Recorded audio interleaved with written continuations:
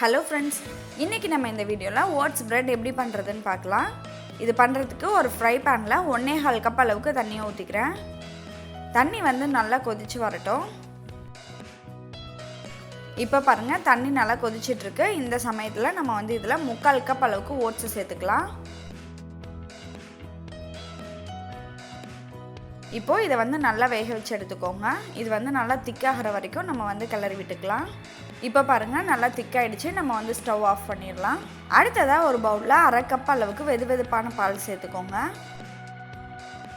இது எதுக்காக அப்படின்னு பார்த்தீங்கன்னா, ஈஸ்ட்டை ஆக்டிவேட் பண்ணுறதுக்காக. இப்போது இது கூட 1 டீஸ்பூன் அளவுக்கு நாட்டு சர்க்கரை சேர்த்துக்கலாம். நாட்டு சர்க்கரை அப்படி இல்லைன்னா நார்மலான சர்க்கரை கூட நீங்கள் சேர்த்துக்கலாம். இப்போது இந்த சர்க்கரை இந்த பாலில் நல்லா கரையிற அளவுக்கு மிக்ஸ் பண்ணிக்கோங்க. அடுத்ததாக ஈஸ்ட்டை இந்த பாலில் சேர்க்கறதுக்கு முன்னாடி பால் வெதுவெதுப்பான ஹீட்டில் இருக்கா அப்படின்றத செக் பண்ணிவிட்டு நம்ம ஈஸ்ட்டை இதில் சேர்த்துடலாம். நான் 2 டீஸ்பூன் அளவுக்கு ஈஸ்ட் எடுத்திருக்கேன். இதை சேர்த்து நல்லா கலந்து விட்டுக்கோங்க. இப்போது இதை ஒரு 10 நிமிஷம் மூடி அப்படியே வச்சிடலாம். ஈஸ்ட் நல்லா பொங்கி வரட்டும். அதுக்குள்ளே நம்ம இன்னொரு பவுலில் 2 கப் அளவுக்கு மைதா மாவு, 1 கப் கோதுமை மாவு, 1/2 டீஸ்பூன் உப்பு, 1/4 கப் அளவுக்கு நாட்டு சர்க்கரை, இது எல்லாத்தையும் சேர்த்து நல்லா மிக்ஸ் பண்ணி விட்டுக்கோங்க. இப்போது நம்ம வேக வச்சு எடுத்து வச்சுருந்த ஓட்ஸை சேர்த்துடலாம். அடுத்ததான் நம்மளோட ஈஸ்ட்டும் பாருங்கள் நல்லா பொங்கி வந்துருச்சு. இந்த ஈஸ்ட்டை இதில் சேர்த்துக்கோங்க. அடுத்ததாக 1 டேபிள் ஸ்பூன் பட்டர் இது கூட சேர்த்து நம்ம இதை நல்லா மிக்ஸ் பண்ணிக்கலாம்.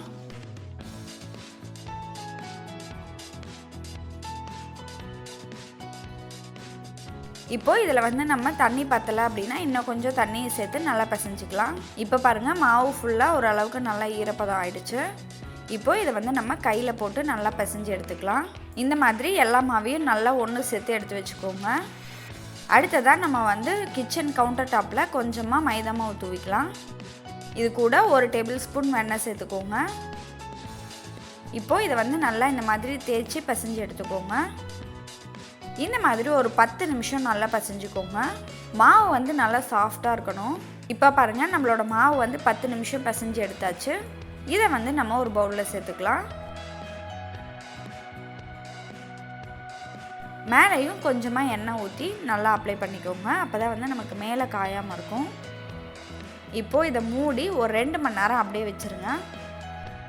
2 மணி நேரத்துக்கு அப்புறமேட்டு பாருங்கள், இந்த மாவு நல்லா பொங்கி வந்திருக்கு. இப்போது இதை நம்ம திரும்பியும் பிசைஞ்சிக்கலாம். இந்த மாவு 2 பிரெட் செய்கிறதுக்கு கரெக்டாக இருக்கும். என்னோடய பேனோட சைஸுக்கு இது 2 பிரெட்டாக நான் இன்றைக்கி செய்கிறேன். உங்களோட பேனோட சைஸுக்கு தகுந்த மாதிரி இதை தட்டிட்டு இந்த மாதிரி மடக்கி விட்டுக்கோங்க.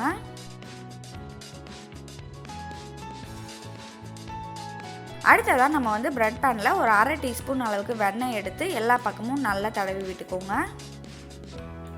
இப்போ நம்ம ரெடி பண்ணி வச்சுருந்த மாவை இதில் எடுத்து போட்டுடலாம். போட்டுட்டு இதை நல்லா ஈவனாக தட்டி விட்டுக்கோங்க. இப்போது இதை திரும்பவும் 1 மணி நேரத்துக்கு அப்படியே மூடி வச்சிடலாம். 1 மணி நேரத்துக்கு அப்புறமேட்டு பார்த்தீங்க அப்படின்னா இந்த மாவு நல்லா பொங்கி இந்த பேன் ஃபுல்லாக வந்திருக்கு. இப்போது இதுக்கு மேலே நம்ம பால் அப்ளை பண்ணிக்கலாம். பால் அப்படி இல்லைன்னா முட்டை இருந்தது அப்படின்னா கூட மேலே அப்ளை பண்ணிக்கோங்க. இது அப்ளை பண்ணுறதுனால நமக்கு மேலே நல்ல ப்ரௌன் கலர் கிடைக்கும். இந்த மாதிரி தடவி விட்ட பிறகு நம்ம ப்ரீஹீட் பண்ணி வச்சுருக்க அவனில் இதை வச்சிடலாம். நான் 180 டிகிரி செல்சியஸில் 10 நிமிஷம் அவனை ப்ரீஹீட் பண்ணி வச்சுருக்கேன். இப்போது இதை உள்ளே வச்சுட்டு 180 டிகிரி செல்சியஸில் top and bottom heating element ஆனில் வச்சுட்டு 35 நிமிஷம் பேக் பண்ணி எடுத்துக்கலாம். 30 நிமிஷம் மிடில் ரேக்கில் வச்சுக்கோங்க. லாஸ்ட் ஒரு 5 நிமிஷம் மட்டும் டாப் ரேக்கில் வச்சு நம்ம பேக் பண்ணிக்கலாம். இப்போ பாருங்கள், நம்மளோட பிரெட் ரெடி ஆகிடுச்சு. இது நல்லா ஆறின பிறகு நம்ம கட் பண்ணிக்கலாம். இந்த ஓட்ஸ் பிரெட் ரெசிபியை நீங்களும் உங்கள் வீட்டில் ட்ரை பண்ணி பார்த்துட்டு உங்களோட ஃபீட்பேக்கை கமெண்ட்டில் சொல்லுங்கள். நன்றி.